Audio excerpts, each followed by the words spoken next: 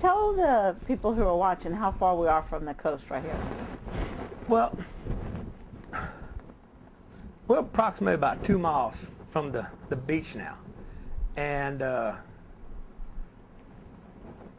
like I was saying, when I was growing up, they have, here in front of my house, it's called the Old River. It's the Mermentau River where it comes out at. And at Rutherford Beach over there, used to, when they put their cows on Hackberry Beach, it's two different beaches, you had to swim your cattle because that's where the river come out. Well, I don't know if I should say this or not, but they changed the water route. And now you drive your cars across, it's a big, beautiful beach out there now. But for some reason, we're having erosion. And like whenever tropical depressions and stuff like that come through now, or just bad, waves or something like that, you can stand on my porch now where before you can see the Gulf, the waves out in the Gulf breaking, where before you never seen that.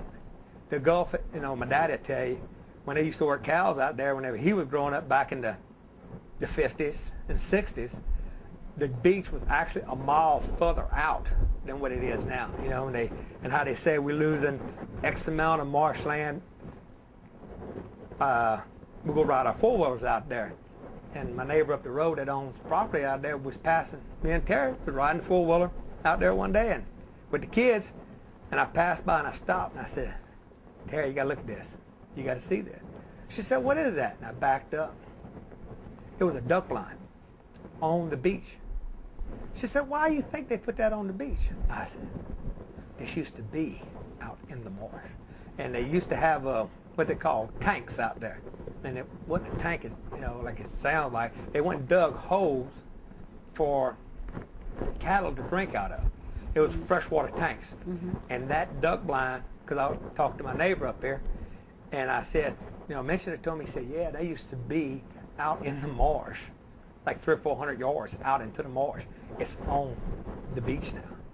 It's right there. It might be out in the Gulf now. You can see where the old locations were.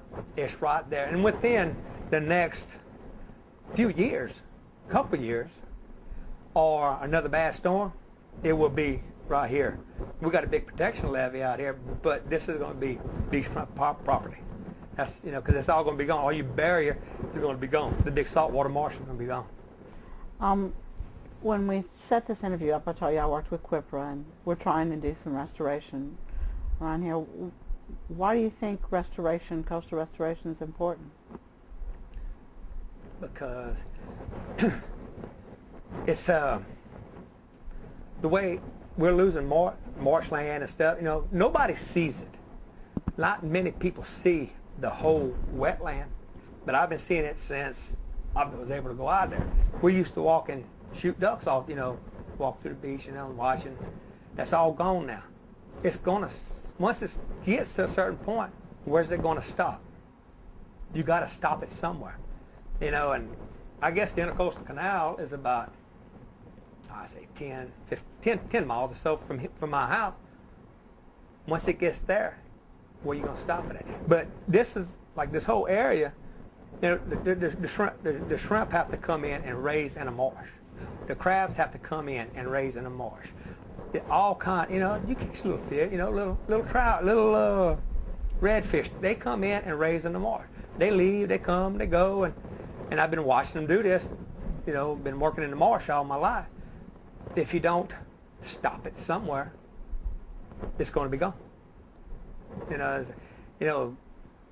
Down here, we have a lot of big levees and stuff, but like down in the south, East Louisiana and all that, they don't have it like that, and it's just disappearing. And when you have big lakes, you ain't got nothing. You got to have marsh. I tell y'all something, whenever Rita come through, this is a true story, when we come over the Intercoastal Bridge there at Gibbstown, you got me, my brother Ben, my brother Rusty, and a guy from the federal government that he was a postal guy, come to Creole. We were the first ones in Creole. I was the first one to step foot in Creole. And the only reason I did that because I jumped out the boat to keep the boat from hitting the asphalt. But whenever we come across, on the road, it looked like they just come and took a big brownie, let's say a big sheet of brownies the size of this trailer house that were this high and cut them up, and it was squares. And I said, where'd all that come from? And what it was, the big barns back here, it took and it pushed all that stuff across because it was pushing it toward the northwest, and it was just big chunks of earth. It looked like somebody just cut them out. You know, you might say, oh, you're full of it, but it set them on the road, off the side of the road, because you hit them with your airboats in the water, because the water was so high. Well, what is that, you know? But it was big chunks of earth. And it's not dirt, it's, you know, like, what would you call it, vegetation, you know, it's just that kind of stuff. Mm-hmm. Well, once you lose that, that's the islands that are out there. You know, we have islands, you dry these marshes up, you don't have that no more. You know, it's the organic matter, that's what I'm looking for. Mm-hmm. You know, and they got it in the barns, and I seen that. I said, I didn't realize them islands were like that until you see it right there. Well, you pass a lot of these places now, what the hurricanes did, it's all big open water now. And it's never, you know, and you got, when the ducks used to come in and get behind them islands and stuff, now it's big norther blows, the waves are that high. You know, it's changed so much. Because the marsh I crab in back here behind my house, and I've been there the year they put the gates in. And I've been crabbing there for 25 years. And I've seen the marsh come and go, and you know, just different scenarios every year.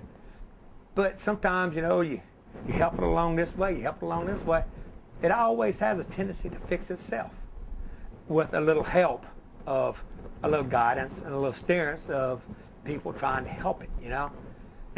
But if you let it go too far, it's gone. You know, and once something's gone, because we have pastures around here that were pumped out, and the organic matter settled in these marshes. Well, you can say, well, we ain't gonna do that no more. It's big lakes, because one of the few things I had to learn, because one of my guys I used to work with, he was really smart, and he ended up going to be a professor at McNeese. I think he's in Baton Rouge now, and it's called oxidation. And I always thought oxidation was rust. He said, well, it's the same thing. He said, but whenever the organic matter oxidizes, it don't come back. So if when you have these droughts and stuff like that, that hurts. That hurts everything. It's such a delicate, you know, place. You know, it's nothing like it, you know, anywhere else. Because you just walk across the road right here, you get your feet wet. You know, and walk right out here, you get your feet wet. Mm-hmm. And if you don't take care of it, it's all going to be gone.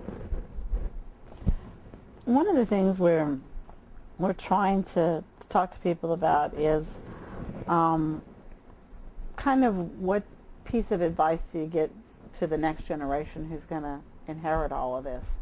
I mean, sort of what have you and the generations before us learned, and what kind of message do we want to give to the next generation? Not good. Because I'll give you an example. I don't know if y'all ever rode between Cameron and Holly Beach. Mm-hmm. What, I'll say his name. Captain Fletcher used to have a camp over there. He was a rat trapper. And he's dead and gone now. But where Captain Fletcher's camp was, on the south side of the road, the beach used to be out there hundreds of yards. Mm-hmm. Now, when to get a good strong southeast wind, the water comes over the road. The beach is right there. It's 20 feet, 30 feet from you. It's one of the few places you can actually ride on a major highway and ride along the beach.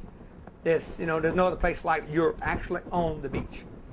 And within another hurricane or something, that road's going to be gone, just like the road between Port Arthur and Galveston or Highland, whatever you want to call it.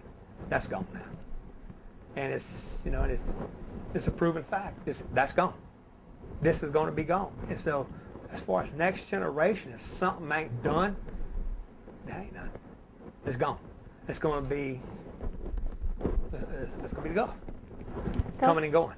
Tell us a little bit, when we talked earlier about your son and what's going on at the school, the local school. Tell us what's happened to the schools around here. Oh, where we used to, whenever I graduated in '84, we had 69, I think it was 69 kids or 68 kids in our class. And it's always been, like that. But when the all field kind of slacked out, we went back, we was double A, went down to single A. But since we still play football, like last year, the football team, I think they had 15 kids on the team. Whenever I played, they used every number. There was 80 kids, 90 kids that went out for football. There's 15 kids for the football team now. Once we were kind of a powerhouse. We always stood our ground, had a good team. Now it's, they go out there and do the best they can, but there's no kids. Everybody moved. Since the storms, and the new laws and regulations and stuff, it just costs so much to build. The way you got to put your houses up in the air, and which is good because you don't get washed away, but it's just some people it's easier just to move 40, 55 miles north and build back on the ground. You think that's had an effect on your community? Oh yeah, everybody's gone. Ain't nobody here no more.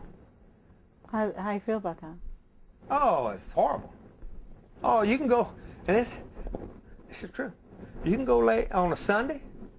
You can go lay out on the road out here, and nobody's going to run over you because there's nobody. There's no on a Friday evening, a Friday morning when I'm going crabbing. Friday, Saturday, Sunday. Days when people are in and out. Man, you go back here to the store. We got one gas pump, and one diesel pump, and you don't have to wait. There's nobody at the store. There's nobody. They got a few locals still here. But as far as people in and out,